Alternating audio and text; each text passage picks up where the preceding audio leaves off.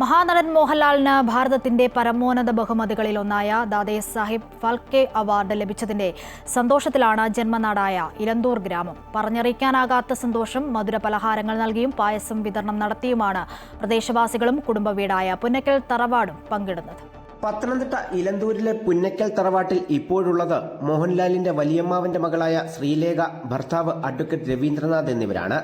Phalke award ലഭിച്ച വാർത്ത അറിഞ്ഞപ്പോൾ തന്നെ മറ്റു ബന്ധുക്കളും പ്രദേശവാസികളും പുന്നക്കൽ തറവാട്ടിലേക്ക് എത്തിത്തുടങ്ങിയിരുന്നു.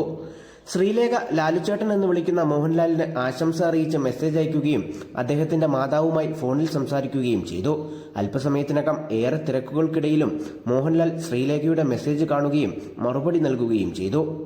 പുന്നക്കൽ തറവാടിൻ്റെ ഒരു ചെറുമകന് മോഹൻലാൽ ചേട്ടന് ഈ ഒരു അവാർഡ് കിട്ടിയത് വളരെയേറെ സന്തോഷത്തോടു കൂടി ഞങ്ങളിത് കാണുന്നു.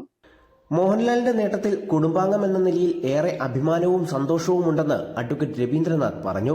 ഇന്നിപ്പോൾ എന്തായാലും ഞങ്ങളുടെ കുടുംബത്തിലെ പ്രത്യേകിച്ച് എല്ലന്തൂരുള്ള എല്ലാ ആളുകൾക്കും വളരെ സന്തോഷമുള്ള ഒരു ദിവസം തന്നെയാണ്. ഇന്നലെ ഇത് അറിഞ്ഞപ്പോൾ തൊട്ട് പലരും വിളിക്കുന്നുണ്ട്.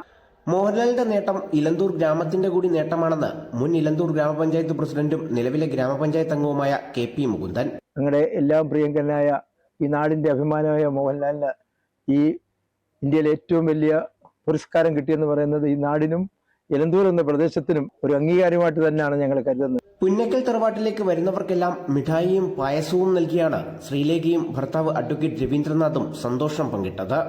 അമൃത ന്യൂസ്, പത്തനംതിട്ട.